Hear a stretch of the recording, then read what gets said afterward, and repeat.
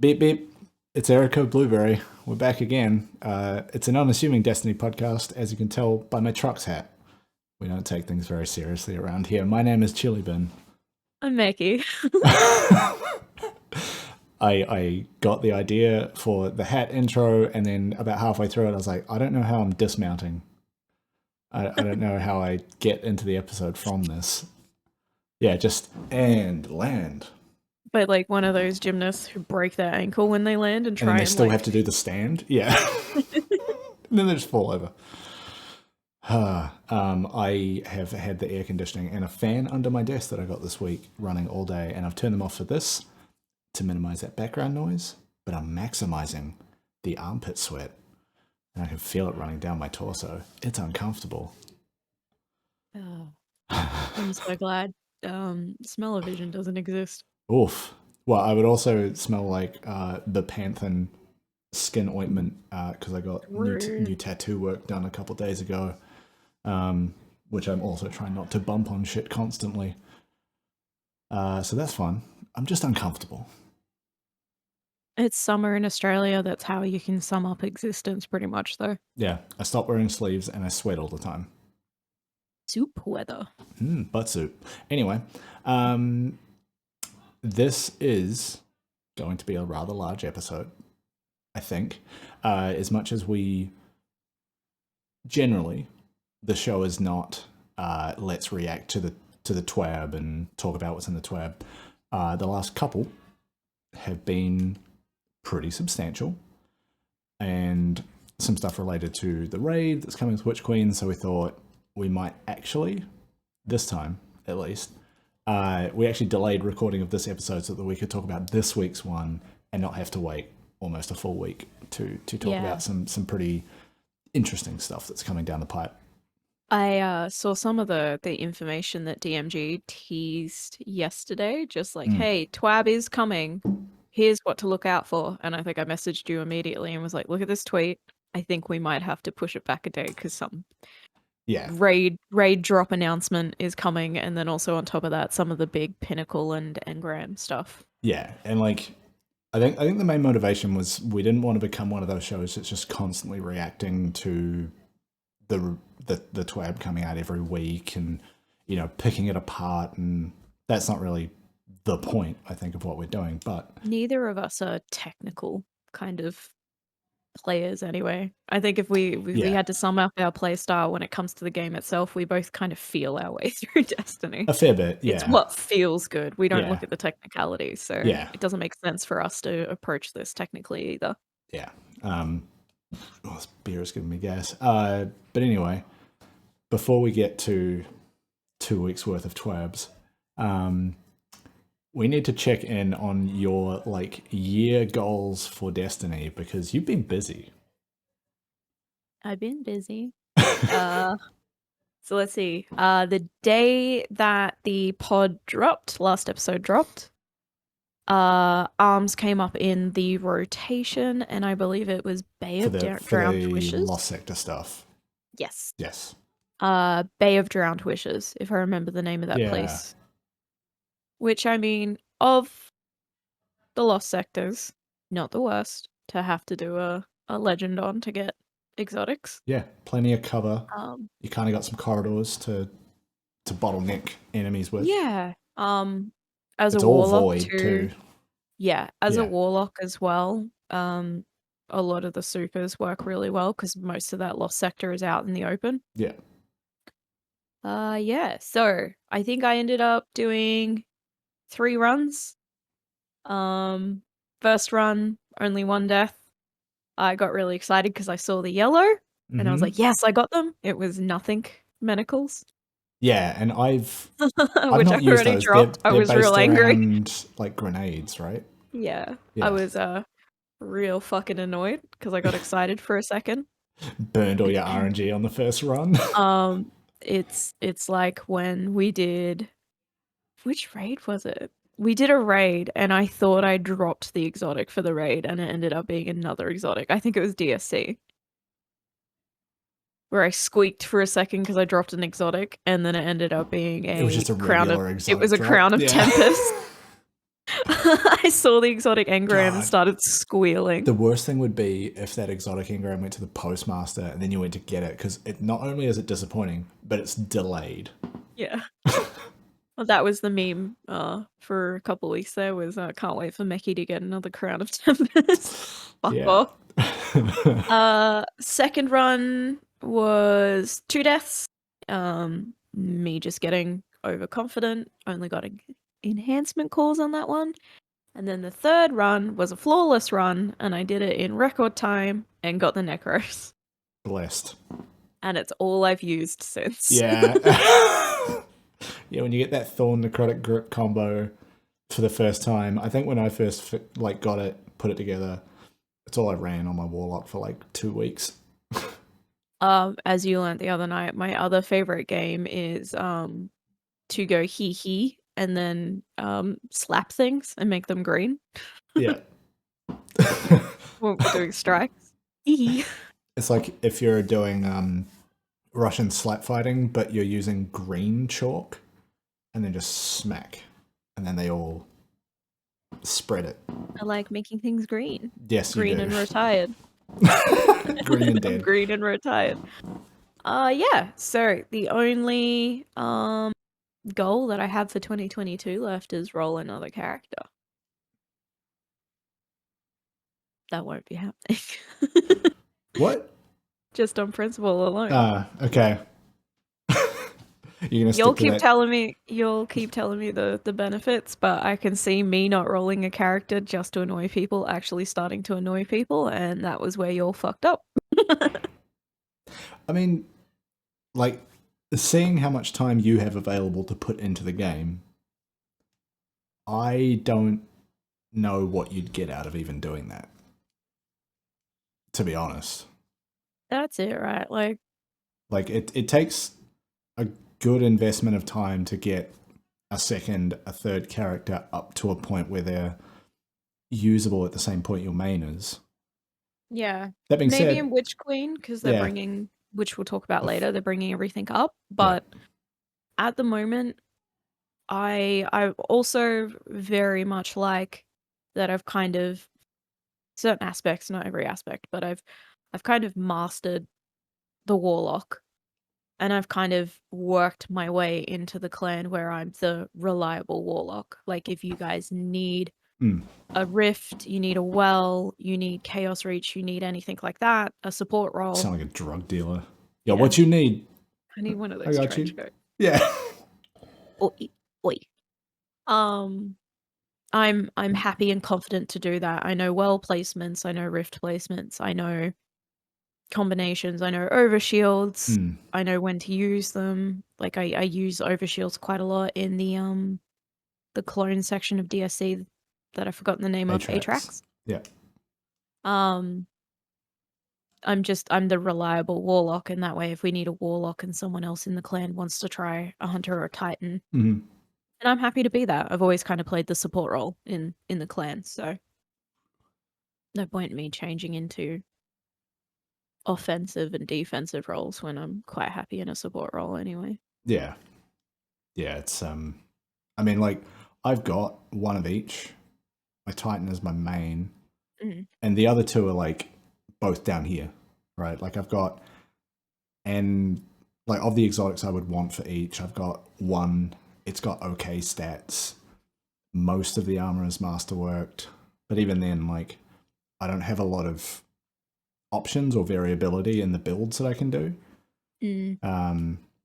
Because I just haven't put the time in, to be fair. Like, I think it's wasted on destiny.com will give you a breakdown of like total time in game per character. My Titan is something like 1,000 hours, and the other two are like maybe 100, 200, something like that. And that shows. Like, I just don't have the options for builds, and I like playing them, but yeah, it takes time. I think for, like, we have a relatively small clan with like a pretty tight rotation of the same 6 to 9-ish people that we do raids and activities with, and we've all kind of got our class. And I feel like too, there's definitely been times, especially in VOG, where someone has made a call, and we are very used to seeing one of our clan members who always plays Hunter, and he's decided to play Titan or Warlock, and he makes a call, and I feel like instinctively we are looking for his Hunter sometimes. I Yeah. know I do it with your Titan. Like, Yes. you'll be like, Meckii on me, and I'm looking for a Titan, and you'll be like, I'm over here, and I have that, like, oh, Yeah. moment. Yeah. We all have our own, funnily enough, all of us have our own distinctive color palettes too, that we've just, that Yeah. wasn't even Mine. organized. We just No. naturally Mine fell tends into color to. palettes. Mine tends to change maybe every 3 to 6 months. Where I'm like, actually, the last time I really changed was Festival of the Lost came out, and I was like, "Ooh, I'm going to do a spooky orange and black theme." And then the 30th anniversary hit, and I was like, "I'm going to make this motherfucker look like he goes to punk shows." And that's probably the most I've changed my look in a long time. Usually, I would run kind of like a black and red for a long time. But yeah, I tend to just like stick with one for a while, and then I'll like either drop an ornament, unlock a shader, get some new bit of gear, and I'm like, oh, I'm going to build a new look around this. Or I just get bored and I'm like, let's go blue. Let's I go remember bright for a yellow. while you had the all gold Titan I for a little did. bit with Yeah. the see-through tummy. Like the Hellfire Heart with the one that makes it look like a jet engine. Yeah. Oh god. that was like I might your get back look. to that. The bright gold fucking jet boy. Kind of miss And it. it's like mine is black and yellow or black and gold, most typically. Yeah. Some form of, or Skelly Ghoul, because it's crusty. Yeah, just like when Just look for a crusty warlock. It's yeah, me. yeah. It was like when Curious of the Falling Star dropped Path of Burning Steps as well. Like the default look, because they didn't have ornaments when they first dropped, the default look was so far away from any of my fit. So I had to like build around that because I really wanted to use that piece of equipment. And it's like, well, it doesn't fit with anything I've got, and the shaders look arse because of how they sat with the one that I was using. Anyway, all that to say, I don't think you need to roll alternate characters. I might for Witch Queen. I'll see how I Yeah, feel. and I mean, it'd be Make a interesting to warlock and see make how it look you. exactly the same as my Yeah. current one, so no one knows. Like, it would be interesting to see how you find them, like with the way that you play the game, how they feel for you. But yeah, again, it takes a bit of time. We're gonna have so much to do when Witch Queen drops, especially in that first couple of weeks. Yeah, maybe it's a later this year thing. I wouldn't be doing it like around leading up to or like directly after Witch Queen drops. I definitely want to get my warlock leveled, power leveled basically. But then on top of that, I do want to kind of optimize my warlock for the raid as well. Obviously, we don't know a lot going into it, but I do definitely want to just optimize that build so that I can play. I've got a couple of different builds in mind. Obviously, between now and then, some exotics, or even when Witch Queen comes out, we might have some exotics or new weapons to fuck with. True. But I definitely have a couple of different builds in mind for a support role, defense role, and then a heavily offensive, like when I get a little bit cocky and start punching things. That actually, like, of the ways that you play, it's very defensive, like primarily very defensive and supportive. I think if you were to pick one place to invest more time, if it was alternate characters or something with your warlock, there's something to be said for like putting together some builds and playstyles around being a really offensive warlock. Yeah, I started picking up scout rifles and longer range weapons as well to kind of get myself used to that. Even like doing a bottom tree void and making use of things like devour and the sort of builds that warlock mains use to solo dungeons, like those sort of setups. Yeah. That could be interesting. I also really like Blink. Yeah, I've never tried it and it confuses me. I really like it for really intense high ad areas. I think there's a lot to be said about being able to just like, gotta go, bye. True. And just bounce out, drop a well, come back in, or drop a rift and then come back in, or even just take time to recover. Along with Devour, it's really good. do not like the supers in Yeah. Void. They're not my jam. That being said, But it could change. you don't need to use the super. like when I was running Hellfire Heart on a Solar Titan, the point of that exotic is that if your super's full, all of your abilities charge faster. So I spent most of my time never using the super and just relying on grenades, melee, sunspots, and just clearing rooms with that. There's And a then couple of and then warlock. the super becomes more of a ripcord. Like, I need to get out of here quick. I'm gonna throw some hammers and run away. There's definitely a couple of warlock exotics that I can't remember the name of that have that kind of energy. Like, get your grenades back quicker, Yeah.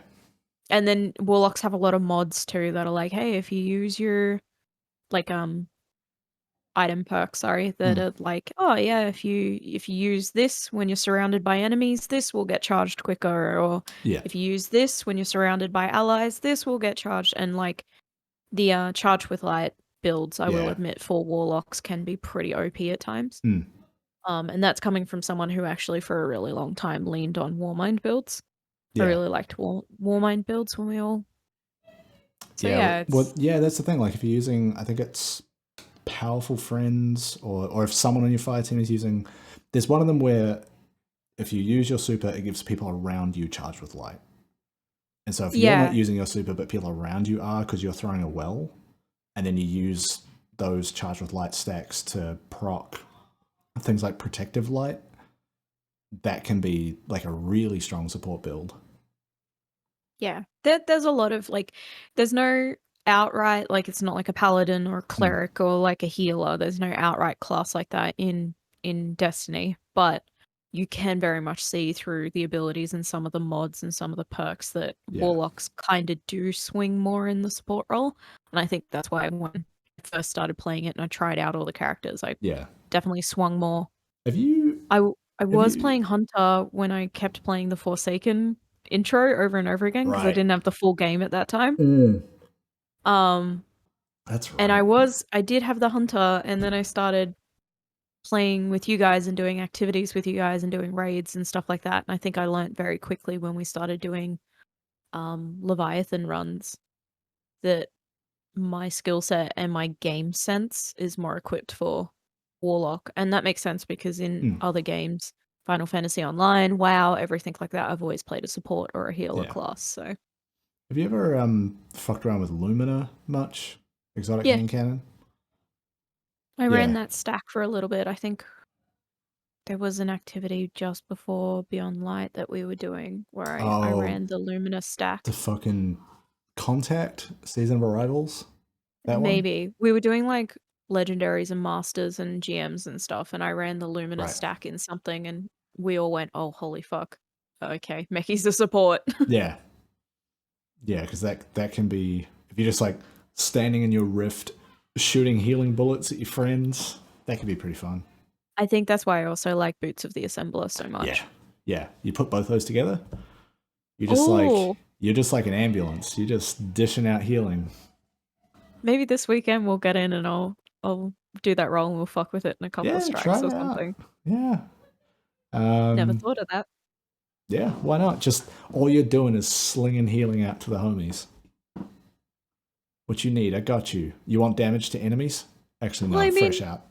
I mean, in real life, I'm that person that you wake up after a big night out drinking, and I've already beside you with a Powerade and Panadol, so makes sense. I'm that homie who's like, drink water before you go to bed. Yeah, don't be a moron. Get in the shower. Oh boy. So yeah, that's my last kind of New Year's Destiny-based New Year's resolution. Yeah, I actually went and like, based on, the conversations we've had here, I made a little like checklist for myself of sort of Witch Queen prep and a couple of like general things I just want to get done. I'm like one triumph away from getting the MMXXI seal. That should be pretty doable. I just have to I think the one I'm going to do is the one where you have to go in a gambit, kill a bunch of enemies using seasonal weapons. So I'll probably just take like Ascendancy or Salvage's Salvo and just do that for a few hours until it's done. Oh, I've got to do that too. So Yeah, like I've got maybe 3 left available, and I only need to do 1, and I'm not gonna go do the trials one. It's just like win rounds of trials, but I don't want. it's I don't 50. wanna. I don't wanna. Yeah, no, gross. I don't know if it like gives you bonus points for like having 1 matches the same way that there was some triumph or bounty that worked that way. But yeah, and it's things like we'll get to it, but I want to turn in all my gunsmith materials. I was looking at the list earlier and I'm forgetting half of it, but yeah, just those like little cleanup things ahead of a new expansion season, doing a little bit of bounty stacking. What else? There was a couple of things, and now I'm forgetting. Anyway, it's a big old list. It's all little things. But yeah, I will talk about that, I guess, next week because my memory's bad and it's hot, and leave me alone.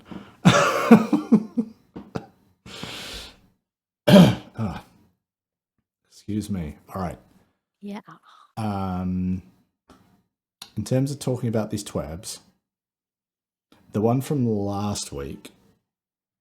Yes, that's a good place to start. Yeah, like as it rolls on. There's not much from that I think. Actually, I'm looking at the notes here. There's actually shitloads. I'm an idiot. Look, we'll just do last week's, then we'll do this week's, and then that's probably enough for today. See you in an hour. So I guess off the top, the big thing that everybody seemed to take away from last week's TWAB was the fact that Orbs of Power are no longer generated from getting multi-kills on masterworked weapons. A bunch of people kind of lost their shit because that's all that they really said. There were a bunch of tweets from people that work at Bungie saying like, hey, there's actually more information coming that kind of puts this in context, helps it make sense. I do get the way that they're breaking that information up and staggering its release is a little frustrating, because not that orbs of like generating orbs of power off those weapon multi-kills are that impactful. It is still how some people form builds, right? Like I think it's taking charge. If you pick up one of those orbs, you get charged with light. I've built around that for sure. And they were kind of giving vague hints of like, yeah, there's other changes to weapons coming that help with this. So it's kind of like any of these announcements, it's a wait and see. The release is still a month away. We don't know how it's going to play. They have said they're bringing more information. So just be patient, I guess. Like, I was trying to think of the last time one of these things blew up. Might have been like the ability rework stuff, or when they were making changes to like, there was something about sliding I remember people getting real mad about. And then it kind of just worked out to be fine. It's the same with transmog. People lost their mind over transmog too, and it ended up being nothing. Yeah, well, I mean, like, there were some inefficiencies about that system, and there kind of still are, but also, like, who's grinding that many transmog bounties? Like, yeah. Unless you do the Destiny fashion show stuff, like. Even then, like, I don't know, like, I don't have as many transmogs on my Hunter and my Warlock, but on my Titan, I've still got like 15 that I could use to unlock a piece as an ornament. And I'm just not. Like, I went in there, I did my first pass of like, yeah, I'm making this look. I need this, this, this. Everything else I've kind of already got. Built a look. Done. All it took was 3 of them. I don't need, like, it's 10 a season. And then this season, they reset it a couple weeks ago because it's a longer season. So that's 20 this season. Yeah, that kind of turned out to be fine. And they took part of the annoying grind out. Because they were like, yeah, you know what? You're right. It does suck. So yeah, like this, when I first read this, and the fact that it's going, like, the orbs on weapon multi-kills is going into a helmet armor mod. Yeah, that is like, if you take that on face value, that kind of sounds annoying. But they said they're going to say more about it. You know, yeah, that like that that message that they're going to say more about it probably should have been in that TWAB at the same time, just to stop this happening. But it'll probably be fine, just like everything else. I don't know. Yeah, after this past week, I am never looking at the Destiny the Game subreddit again. It's all very reactionary and based off opinion and assumption, which is dangerous. Yeah, it's people just fucking wildly speculating.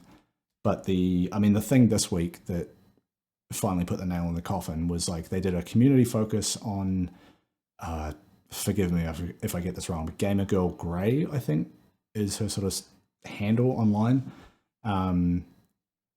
And a bunch of people just being incredibly sexist and shitheads in the comments, just like, why? Because she plays with her friends in Iron Banner. Like, all these claims of like, she's stacking. It's like, no, she's just like in a fire team, like with her homies. That's kind of the point. Vibing. That's also the point. That's also why freelance Iron Banner exists, is because if you don't want to encounter that, you can avoid it. Yeah, I don't understand how like that pocket of the community, and like it feels like a bigger pocket of the community than it is, because they tend to be the loudest. Yes. So they tend to scream over everyone else, which means they feel like a bigger part of the community. But kind of when you peel back, or even just take a broader look at the community, a lot of it is super supportive, super chill. You know, it's just unfortunately the louder voices in the community at the moment are the shitheads. Yeah. But it's like I kind of saw some of that stuff on Twitter where it's the discourse was very much like, okay, well, you're stacking with your homies or you are playing with your homies and it's fine. But then this particular person who happens to be, like, just for argument's sake, not playing devil's advocate because fuck that, but is just happens to be a woman or identify as a woman, and now it's not chilling with the homies or playing with friends, it's stacking. Yeah, it's like, real where's double the standard? Because you don't like it personally. You're offended because someone who isn't a cis white dude has been given the spotlight for once. Well, it's also like there's a lot of people being like, it's a lot of people who lost to that team, and they're all butthurt about it. It's salty. Like, come on. And this is like, just to veer off a little bit, this is the same reason, and like I saw Destiny community members engaging in and I'll say it, the wrong side of the discourse when the esports CSGO all-female league was announced. You know, they were taking a certain esport announcer's I am esports side. And they were saying the same thing, and it was like, well, this exact rhetoric is why women sometimes need their own leagues. It's not a skill cap. It's not a barrier to the barrier to entry is you. It's not our skills. We're not lacking skills. We're not any different from you. There are some amazing female gamers, not even just in Destiny, but in a lot of different esports, whose barrier to entry is literally people who sit online and get salty because someone who doesn't look like them is getting attention. They can't self-insert into this esport player, so they're getting salty. That's it. The people who get annoyed and upset out this and see the negative of it only do it because they cannot self-insert. Yeah. So, and I think we should give more community spotlights to people who don't look like the average Destiny player. Well, the thing is, like, we don't know what the average Destiny player actually even is. We just know what the loud ones look like. Yeah. Like, there are some amazing people of color who are Destiny players with beautiful, healthy communities who. Oh, I mean, like, everyone has basically seen this guy at this point, but shout out to Amaze. It's like UHMMAYZE. I forget the spelling. Dude has been doing like weekly videos on Twitter. I think he's on like YouTube as well, but he's basically just like freestyle rapping and topping Crucible leaderboards at the same time on a controller. And I'm just watching it. I'm like, dude, I can barely manage a KD above 1, and you're doing better than anyone in the game while spitting bars. Yeah, And he's that like fucking hilarious yeah, too. and like that dude is starting to get his dues, but like he's been doing that shit for ages. Yeah. That's my fucking neighbors. Shut up. They agree with Anyway, us. yeah. They support minority streamers. Let's get after it. So yeah, the orbs change. Bunch of people got mad over kind of nothing. Like they're trying to like Bungie is still one of the most transparent game developers about a live service game I think there is. Like these are changes that are not coming for another month. You know, yeah, the messaging maybe wasn't ideal, but now they can gather some feedback. They can maybe just let you know what's coming. Just fucking hang out, wait, give it a week, give it 2 weeks. They'll say more. There are a lot of like live games and online games, momopagas, stuff like that, that you find out about a change when it's been hot fixed in and it's a pop-up when you sign in, or you go to play your character and you go, this feels different, and then you go and Google it. Yeah, or like there's some games I have on Steam that do an okay job of like posting messages through the Steam platform to say like here's some changes that are coming or some changes that just happened. But you know, usually that's pretty close to when those changes are coming unless it's an early access game. But Bungie is like, you know, we're flagging shit that's a month, 2 months away. We're just saying like, yeah, this is a big change, so we're letting you know. Right? Like they don't owe us that. But they're still doing it. Despite reactions like this. They keep doing it. It's reactionary. Yeah. It is. People don't like change. Yeah. Other stuff in that is like completely separate, but also quite good. They've said, you know, previously the season artifact, you can only unlock 12 out of the like, I think it's 25 mods in that thing. And then to reset the artifact is like this increasing cost the more you do it. I think the highest I've seen someone get it is like 70 or 80,000 glimmer to reset the artifact. So they've said, look, you can now earn all of them within a season. The rate of unlocking that first 12 should still be about the same. But you know, there's a fair few of us in our clan that managed this season at least to hit season rank 200-300 something. So I feel like we're going to get them all, which is nice because I usually have to make some concessions along the way of like, well, I'm not going to use this weapon, so this anti-champ mod, I'm just not going to grab. And then I get late in the season, I'm like, actually, I kind of want that. This season, I think, was a good example because like everything's around fusion rifles, right? And I've never fucked with them until this season when particle deconstruction came out and then unstoppable fusion rifle. Because I was looking at that as like, oh, it's a 6 cost. How good are fusion rifles really? I'll get unstoppable somewhere else. And then it turns out they're actually fucking good. And so I had to reset the artifact and go back and pick those up. So it's nice not to have to do that, especially with the artifice armor coming out of that master grasp of avarice with that extra slot. Maybe we can sneak another one in there. Who knows? So having more mods is nice. Yeah.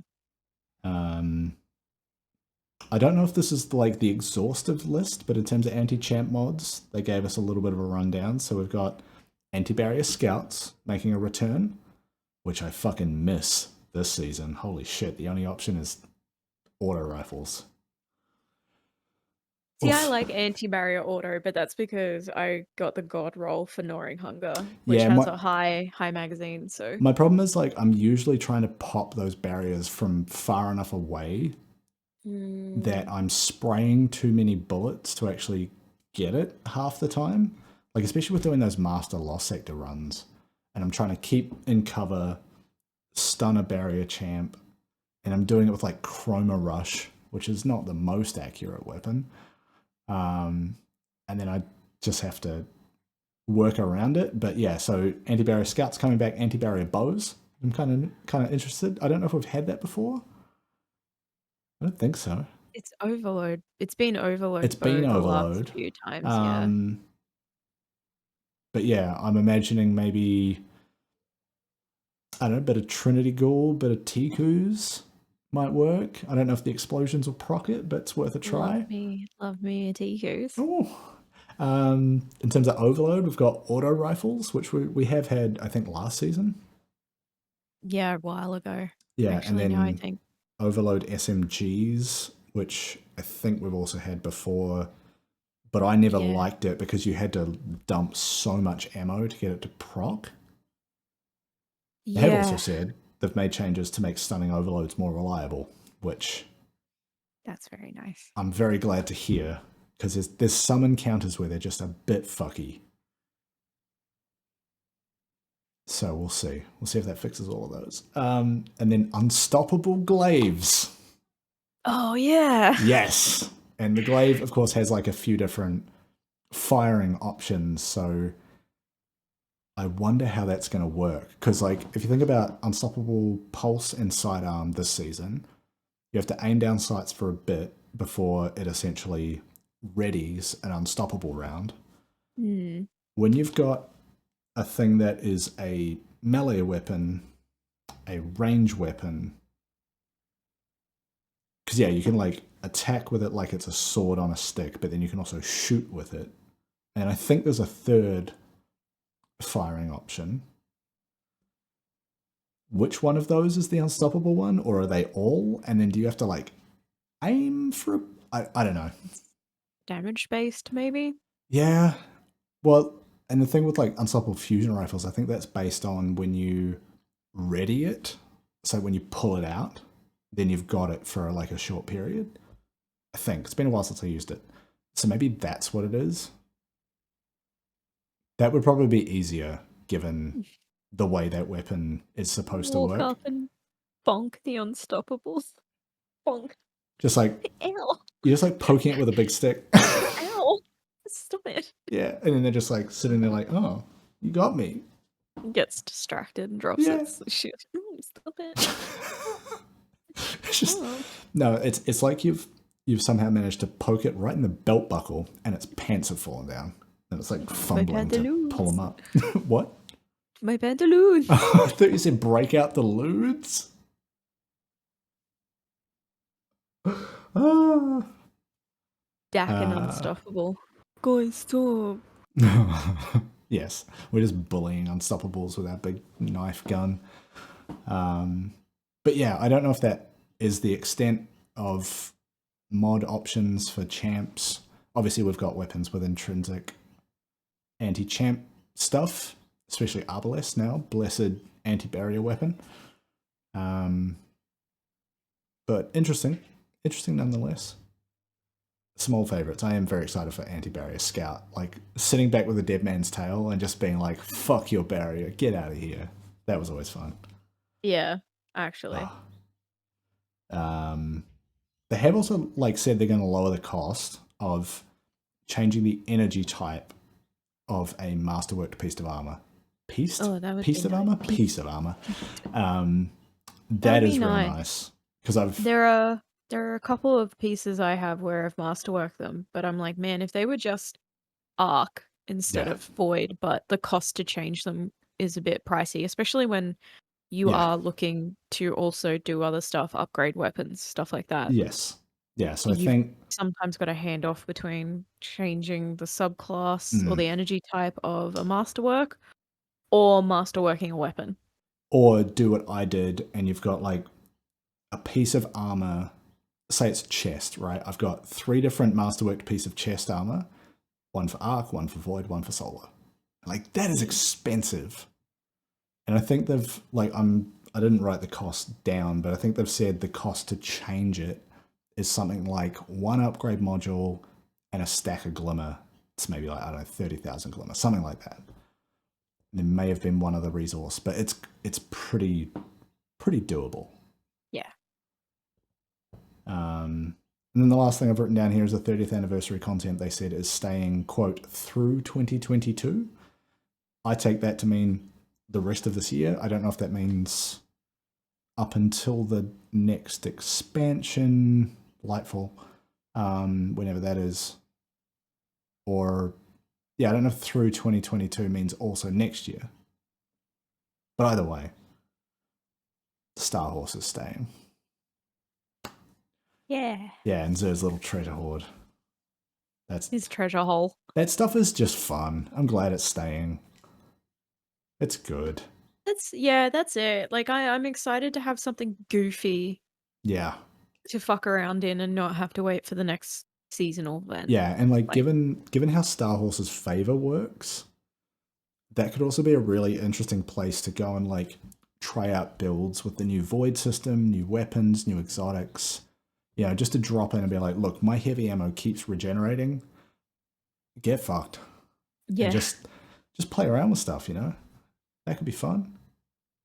Yeah, it's like it's not like grasp or something. It's all like a low stakes activity. Oh yo, That is a little bit more beefier than a strike. So you can go in and fuck around with builds in that, which I have done in the past. yeah, but also that grasp opening section, mint. Very good for farming. For farming catalysts, yes. I did it with the. It took me this long. I did it with the Ace of Spades catalyst.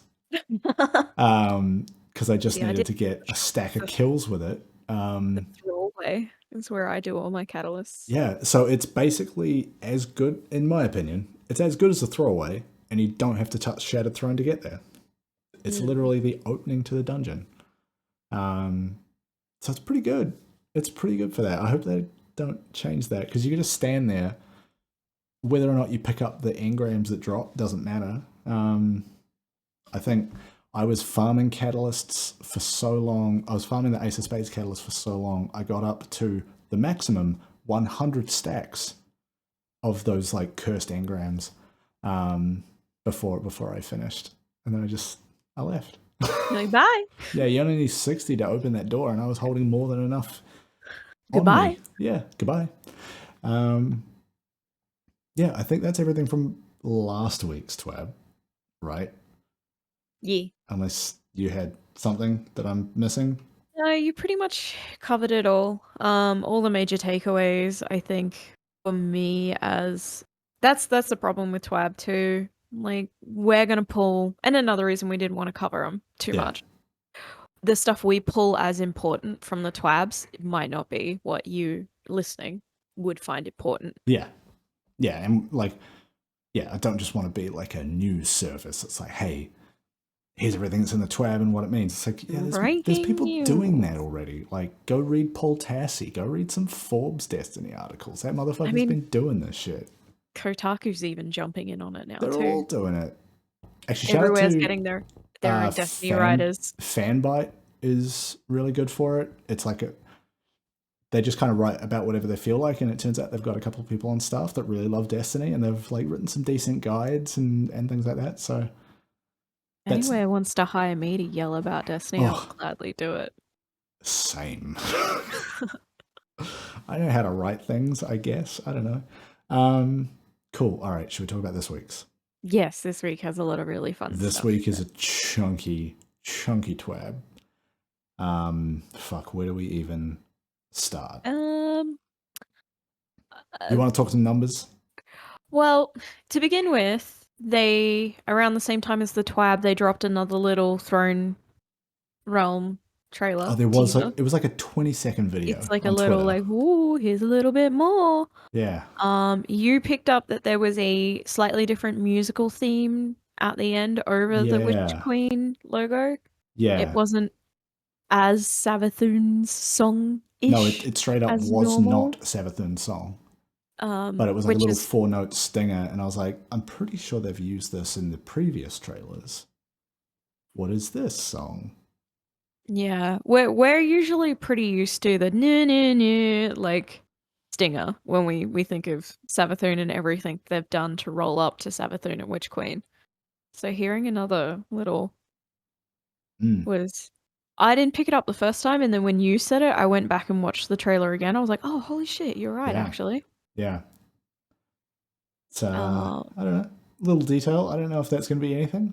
There's like a fun little ghost at the end too, so I don't know if they're teasing another exotic ghost shell. I mean, or if they've already announced that ghost shell. No, they but haven't. It's fun. That's new it's to very me. Simple. I like it. Yeah. Yes. So I started at the beginning and then I got tired, not gonna lie. There was a lot in it. There's a lot of detail. Yes. I think the big thing I picked up was them just extrapolating a little bit more on stuff they'd already said. Blu-ray rewards will stop dropping from playlist activities now. Yes. And instead you'll get them just by killing enemies. Yeah, I think that was talking Once about you've like reached the soft cap, and the soft cap will yes. now be 1500. Yeah, I think the playlist activity thing, I think that was more about the rewards you get at the end of the activity. Yeah, so less blues, more purples, No, and a I think it little was bit. no blues for that. Yeah, no blues, more purples, and a slightly higher chance of dropping exotics now. Yeah. And I think they plan to drop more enhancement cores as well, something Yeah. like that. Yeah. I think so. But blues will still drop as world drops regardless. But it's just like I get it. Like when you finish a strike and all you get is blues, like that is the worst shit. And like Crucible, obviously, like you only get it at the end. Same with Gambit.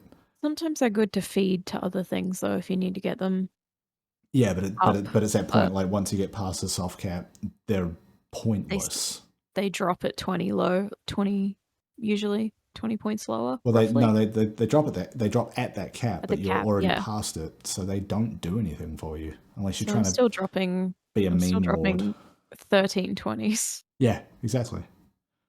But yes, okay. So you touched on soft cap, and we should talk about the numbers. Yes. So soft cap will be 1500 through general gameplay. And then you can peak out at 1560, 1560 through endgame PvP and raid activities, which is fun. Yes. There's obviously the 10 below that, 1550, which is what people usually call the powerful cap. So after that point, only pinnacles will get you up to that 1560. But also, I don't think we put it in the notes, the raising the power floor. So currently the maximum gear score is 1330. They're setting, with the release of Witch Queen, they're setting the floor to 1350, which means everybody's starting at the same fucking point, regardless of if you've power leveled this season and your season rank 1000, or you're someone who's never played the game before or has lapsed, you're coming in at 1350 regardless. There was a tweet that I found from @KevinOSX, which I think is a pretty good at. Basically saying, them resetting everyone's power level to 1350 doesn't, I'm just going to quote it, doesn't encourage people not to play. Instead, it tells them that it's okay if you need to step away and that they won't be left behind when you're ready to come back. And like doing that at the release of a big expansion that they've hyped the shit out of, I think it's really cool. It's smart and it's really cool. Yeah. And I think that's a lot of new lights and returning lights without overusing the term barrier to entry. As you jump on and your mates are already, well, in my experience, just in the 2 weeks between me saying, yeah, I'll come play Destiny, and then actually being able to come play Destiny, you guys were so far ahead of me. And I had to more or less be carried back up to that point because there was so much content that I'd not been able to catch up on. Yeah. So I spent a lot of time catching up on content just so I could get up to the same level and run activities with you guys because I was way too far behind, even to do strikes with you guys at times. Yeah. So that's brilliant. Like that's going to stop things like that happening. Yeah. And it's also going to make it more comfortable for new lights as well. Like they're not going to have their hand held as dramatically as they do now, really. Yeah. Like I'm still hoping they fix that onboarding experience in terms of like explaining the world and why quests and bounties and all the shit it makes you do matters. But in terms of, the numbers and being able to access activities the same way everyone else is, I think it's a good change. Actually, I can't remember back to Beyond Light if they did that kind of power floor reset. If they did, it wasn't widely discussed. No. But anyway, everyone's coming in at 1350 flat. Then everything you drop after that will be an increase. Once you get up to 1500, that's when you hit the soft cap, as you mentioned. Then it's on to powerful and pinnacle rewards up to 1550. And then it's only pinnacles for that remaining 10, just to summarize the whole experience that is the Destiny power grind. Yeah. I think they're easing kind of the sharp corners on that power grind a little bit. Yeah. Especially for new players or return players, which is, I feel like that's where a lot of people fall off. Because they're not having an enjoyable first 12, 20 hours. Yeah. Also, they've in-game never really explained that reward system well. No. They say, like, this will give you a powerful, this will give you a pinnacle, but they've never really given indications of, like, here's the optimized way to actually use these.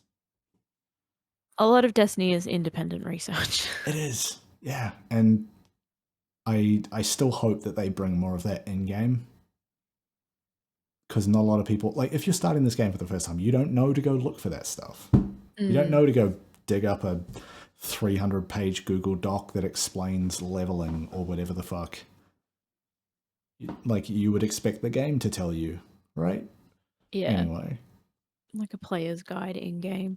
Oh, yeah. Exactly. Which, I mean, we've got all the lore tabs in the lore book, so there's really, like, and obviously we can't put words in Bungie's mouth, but, like, Yeah. from a They've got the player's systems. perspective, there's really nothing stopping them from writing a player's guide in the vein of lore. Yeah. Like the Vanguard's New Light book. Like, you wake up as a new light, so why do we not have, like, yes, a book for new lights? Like, yeah, all of these reward structures could be in-game, in fiction, but it's, like, obvious enough what they're talking about that it becomes essentially a new player handbook, right? yeah. Oh, that would be cool. And it'd be really fun lore writing too. I feel like it'd be really fun exercise in world building and lore writing to throw that handbook down. Yeah, here's a free idea. Go do it. Love you, Bungo. Yeah, please. I still have questions around, like, you know, we'll talk about the raid in a second, but with that change in mind of resetting the floor, everybody's at the same starting point, I still have questions about how easy it will be to get to raid ready for day or week one raiding. Because if you're a relatively new player, you won't have been able necessarily to stack bounties and get that boost at the start. And that is a lot of how people get ready, is a combination of that and playing the game a stupid amount in the first week. My like current this week ideal vision is every season bounties are wiped, bounty stacking is impossible, everybody's starting at the same point. If there's a raid coming, if you're doing day one, you've got contest mode, treat it as a, like, fixed power thing. So not only is it a ceiling, but it's a floor. So everybody's coming in at the same fucking point. You can still do your build crafting, whatever, get all your stuff together. People will still be able to find their advantages that way. But at least then you're not, like, relying and almost demanding players to break themselves for a week straight or time before with all the bounty stacking just to be close to ready for a day one raid. You know, like we you know, it was our first shot at a day one raid with Deepstone, and a number of us put in a lot of fucking time, and we still only got halfway through after a whole day. I took the week before and the week of Deepstone off, I think. Yeah. And there were days where I was up until 3 or 4 o'clock in the morning just grinding for that cap because I didn't have as much time. Yeah. Or in that case, chronic illness life, energy. Yeah. to sit there for 16-hour days with the rest of you guys Yeah. and play. Like, I had other things going on in my personal life, but then also like health concerns and Yes. then also just work. Yeah. So they were leading up to Deepstone. There were nights where I was up until 3 or 4. Yeah. Sometimes the sun was coming up when I eventually was like, I can't, I Yeah. gotta go to bed. Yeah. And yeah, that's the thing. It's unreasonable. And what, like, my observation, why I'm saying this is what I'm observing is a trend towards making those end game activities more accessible. You know, they've made trials easier to get into. They've put day one raids on a Saturday. They've seen the benefits of having more people in them. Their servers can clearly handle that shit. People who want to do a day one raid are going to do it. They're going to find a way. But what if we just didn't require them to almost burn themselves out week one? Mm. You know? Yeah, like it's hopeful. I don't expect it to happen. I definitely don't expect it to happen with this raid. I would like to see it one day though. Yeah. And I feel like that's the trajectory they're moving towards is accessibility and yeah, accessibility really is the only way to put it, and it's all aspects of accessibility that they're working with. And I think Bungie also understand kind of just organically through their community and communicating with their community that the community is we're older. Yeah.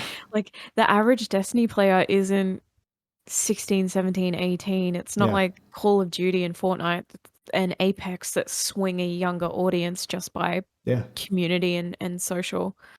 The Destiny community are a lot of people who played D1 or played Halo.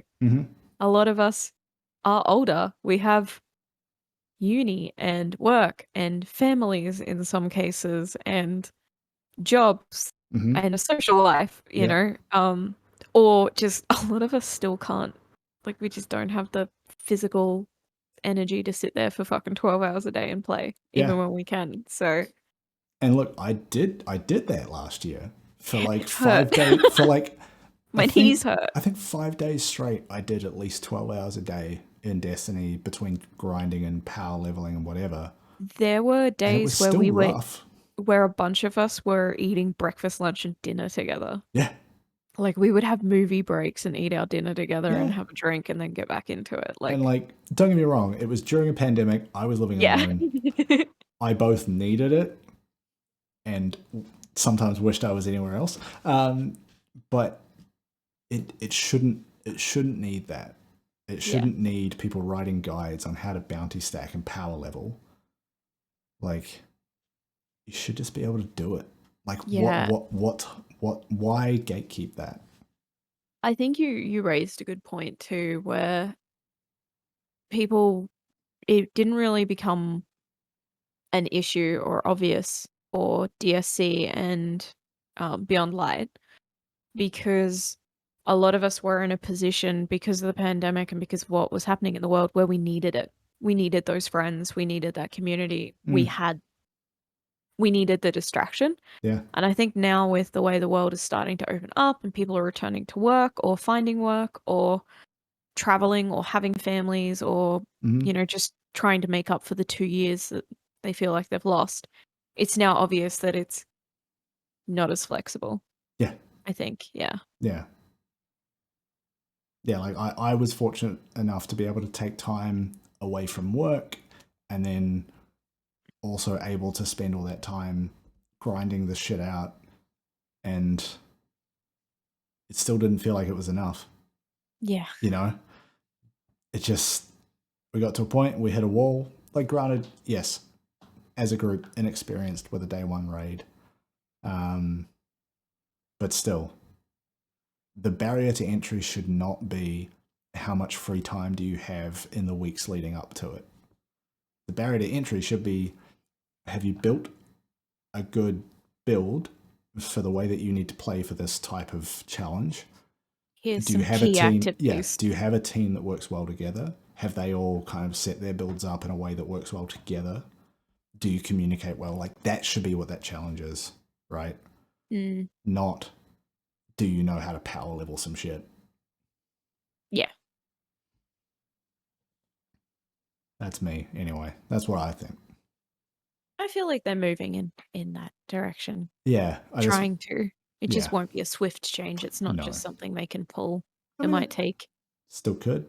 It might It happen. might I might take. be wrong. Yeah. It might take Witch Queen, and then we might get that for Lightfall. Yeah. I guess on that, the only thing we know about the raid as of this week is the date. March 5th, US time, 10 a.m. Pacific, which for us means I think 3 a.m. Sunday morning on March 6th. Yes, roughly. We've kind of set our time to just fuck around with the day one raid at, for me, 8 a.m. So we're not getting up at the crack of bullshit to do it with everyone else figuring it out for the same time. We're going to come in 5 hours later when maybe there's some information about how to get past the first encounter, and then we'll fuck around a bit. Same thing we did with Deepstone. We waited until there was information. We got up, had breakfast, and then got about halfway through. Yeah, I think the only thing we've ever done a reset was the actual Beyond Light DLC. Yes. That's the only time we've ever really gotten up at 2 or 3 o'clock to I know you start and it. I streamed during that, I think. Yes. Right? Yeah. Yeah. And we'd also been like hanging out the day before doing the end of season event in the last city, watching the Traveler rebuild itself. That was very fun. Yeah, except for in the beginning when it started moving and you all started gaslighting me into thinking it wasn't moving. Oh, I forgot about that. It's like, the Traveler's moving. And you're like, no, it's not. And I'm like, yeah, the pieces around the Traveler are moving. And there's more sparkles. And you guys were like, yes, you were just standing in a different spot. Like, no, it's definitely moving. And No, you guys were moving. like, yeah, you're just looking at it from a different angle. And I'm like, I'm pretty certain that big chunk is getting closer. Oh, man. And then I think slowly everyone was like, yo, wait, no, that's moving. And also it's getting louder. And I was like, I fucking told you. I actually think it wasn't us gaslighting you. We just hadn't actually noticed. And we were like, no, you're crazy. Because we spent so long looking at it with nothing happening. Like, I know my reality. It's moving. I was like, it's getting sparklier. And you guys are like, what the fuck are you talking about? Yeah. Like, it's got more green. And you guys are like, what are you doing? Like, guys. That was hilarious though, because I know there was a few people in my chat that were like, no, I'm pretty certain she's right. Yeah. No, you were. Yeah. It's change blindness, it's a small change over a long period of time. You don't notice it. I did a psych degree. I'm a sneaky little bitch and I notice subtle changes. Yes. Yeah, so we don't know Life anything is else. Changing. We don't know anything else about the raid other than the date. We'll Excited. be there. Streams and that maybe.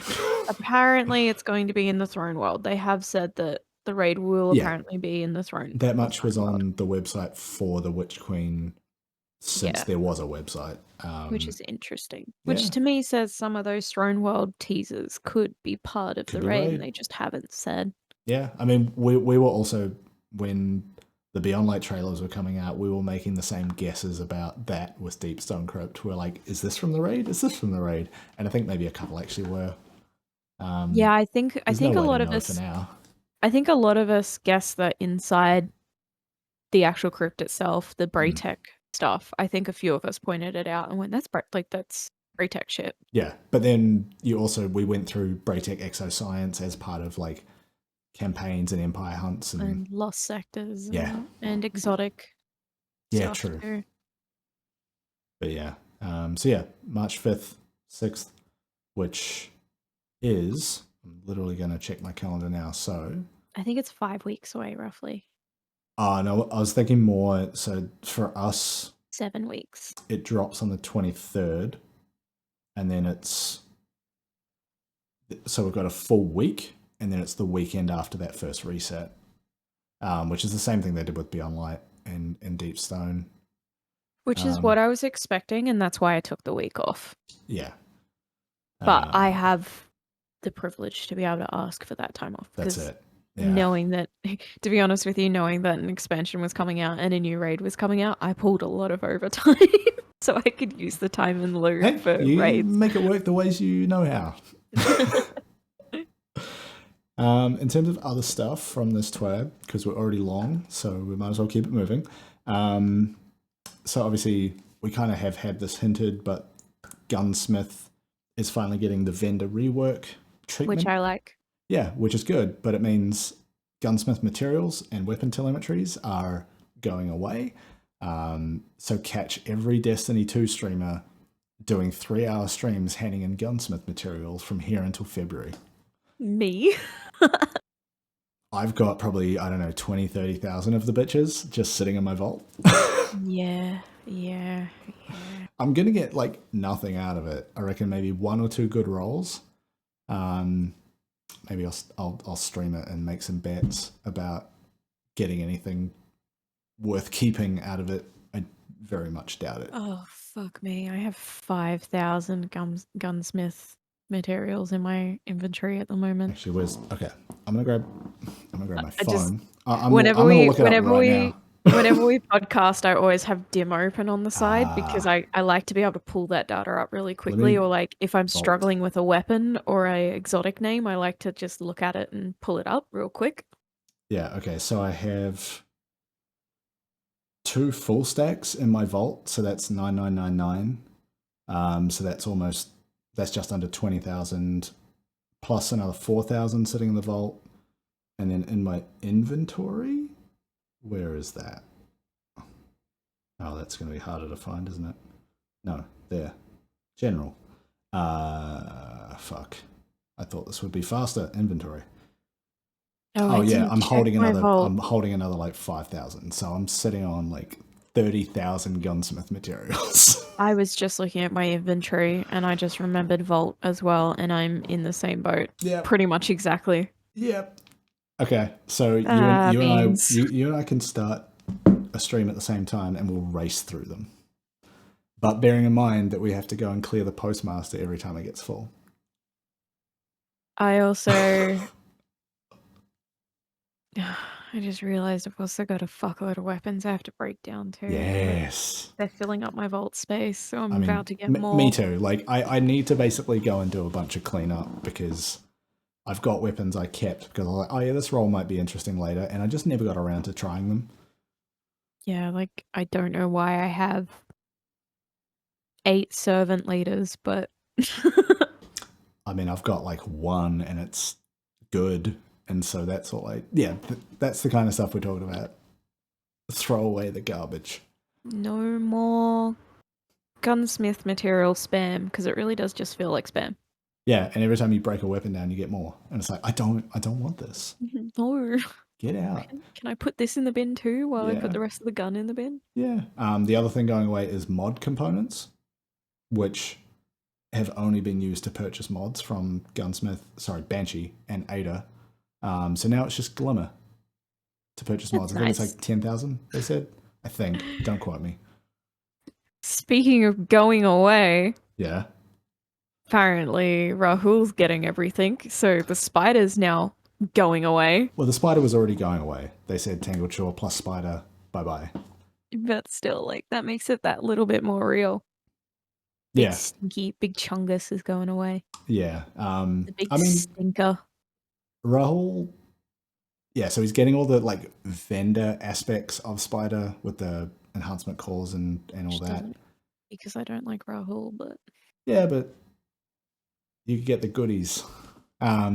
He'll also be able to open umbral engrams, but not focus them. Oh, okay. Which potentially saves you a trip to the helm. I usually get to a point where my inventory is just full of 10 umbral engrams, and then I dismantle them. Yeah. Unless I'm trying to, I don't know, get another extraordinary rendition or... Yeah. I want like a particular bow or something. Exactly. To be fair, what is the name of it? There's the Void Bow from Season of the Chosen. It's going to kill me. It's really good. There's there's not many void bows that aren't exotic, and that's a good one. Shit, all I can think of is threaded needle. It's not that, because that's a fusion rifle. There's Imperial needle, something like that. something like that, and then there's arsenic bite, and then there was one that starts That's with a art. H that's really good too. Yeah. That Anyway. I don't have in my inventory at the moment. Yeah, that's umbrals. There's not much to do with them, but every now and then I'll get a stack of them and just be like, I'm just going to open them, see what happens, and they're usually all garbage. Yeah. So that's fun for Rahul, I guess. Yay. So we knew that Presage and the Harbinger quest were going away. What we didn't know until this week is what was going to happen with Dead Man's Tale and Hawkmoon, 2 exotic weapons that drop with random rolls. I actually kind of love what they've done with this, where every week Xur will have both of them with a different roll. With a new roll, Yeah. which is really great. So you fun. Can be a little bit more particular about. Yeah. You can look at it and be like, not this one, thank you, Xur. And then wait, and it'll be like, that's the one I wanted. Thank you, good day. And then there's also the room for the community to be like, hey, Xur's got a really dope DMT. Oh man, they're already keeping him hostage for weird outcomes, so who knows what that does with this. I just realized I said Xur has dope DMT. True. Yeah, you want to smoke that Hawkmoon? The community can do what it does already, which is, hey, the roll that so-and-so has this week is actually really good. Go get it. Yeah. Which is nice too. Yeah, exactly. Some catalysts getting moved around. So Hawkmoon and DMT and Aegir's Scepter are moving to having a drop on playlist activity completions, random drop chance. But also, we're finally seeing the return of the Outbreak Catalyst, the Whisper of the Worm Catalyst, and the Fourth Horseman Catalyst dropping in the same way. But they have been absent as drops all year. Maybe longer. There's been a few drops, actually, where people in our clan have gotten them and then gone, huh. Well, I think some of those were catalysts that have been added. Yeah. That didn't exist before, but these are... Like, Outbreak and Whisper were tied to the heroic missions. Fourth Horseman, I think, was a, seasonal event or, some weird event-based thing. I don't know, I don't think I was actually playing at the time when that dropped. But that's good, and they said they've reworked the Outbreak and Whisper catalyst so that they're not... obviously the heroic missions that you needed to do to finish them don't exist. So I imagine they're just get kills with gun type quest. Yeah, kill Guardian, kill Hive, whatever it is. Yeah, maybe Outbreak is get kills with the nanites that spawn. Whisper might be something to do with landing critical hits, because that's kind of the point. Precision kills or precision hits or something. Yeah. I haven't used Whisper in so long. It used to be my favorite. I mean, it used to be the meta for hitting damage. Yeah, weapons of light, stand in a well, Whisper of the Worm in that motherfucker's face. It might come back with the catalyst. Who knows? Yeah, well, with people getting it. Yeah. Yeah. That's that. Yes. Okay, I think that might have been it. That's mostly the big stuff. Yeah. Yeah. Just the movies of the week and the artists. People can go look at because they're actually linked in the TWAB, which is lovely.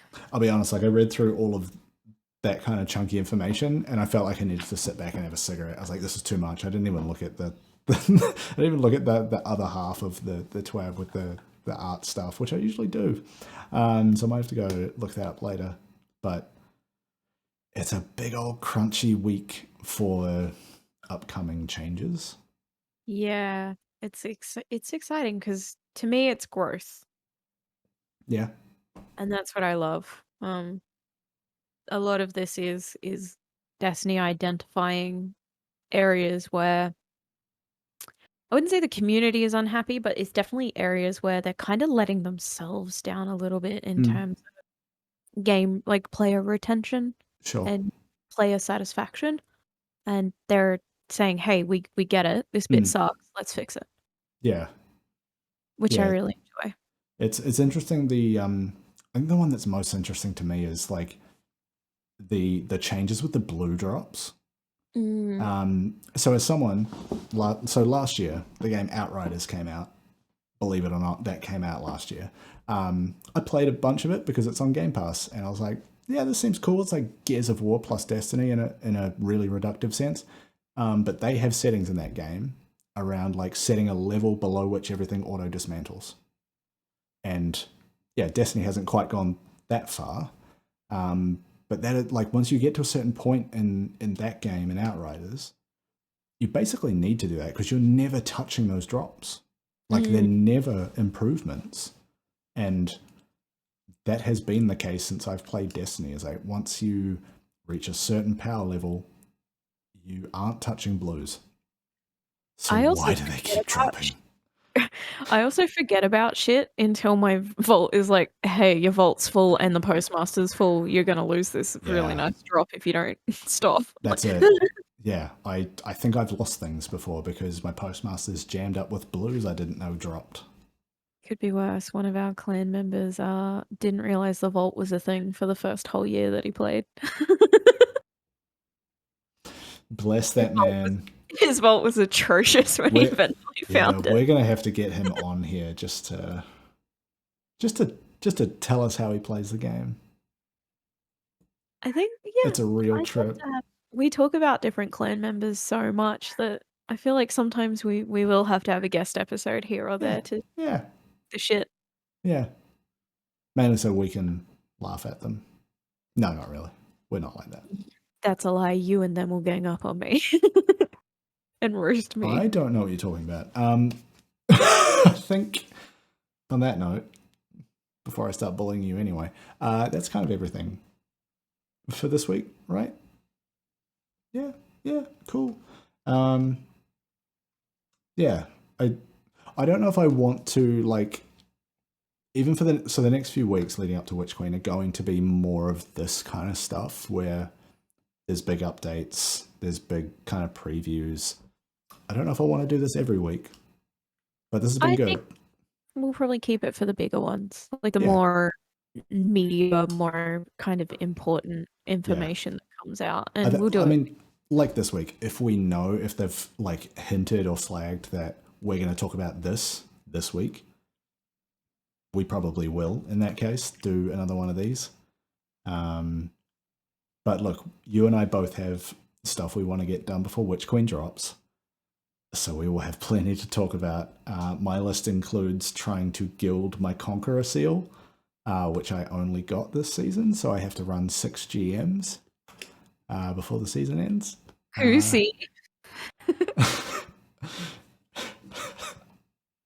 So yeah, there's some things in there that we can definitely talk about in the meantime until Witch Queen.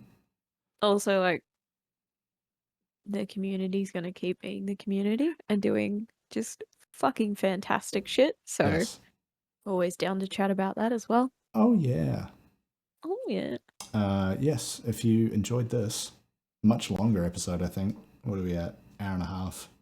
Probably come down to just over an hour with the edit. If you've enjoyed it, hit us with a like, a subscribe, tell a friend, tell your clan, play Destiny for the first time if you never have. What else do we usually say? That's kind of it. Say hi to your mum. Say hi to your mum. Text your parents if you have a good relationship with them. Check in on your homies. I don't know where we're going with this. My brain is only thinking of bad versions of what you're saying. I would say kiss your homies, but it's a pandemic. Don't kiss your homies. No, stay 6 feet apart from your homies. And just do little kisses at them. Wear the masks. Tell your friends you love them. Send them a video on Snapchat of you blowing a kiss to them. Yeah. Tell your friends you love them. Do that. All right. Until next week. Goodbye. Goodbye.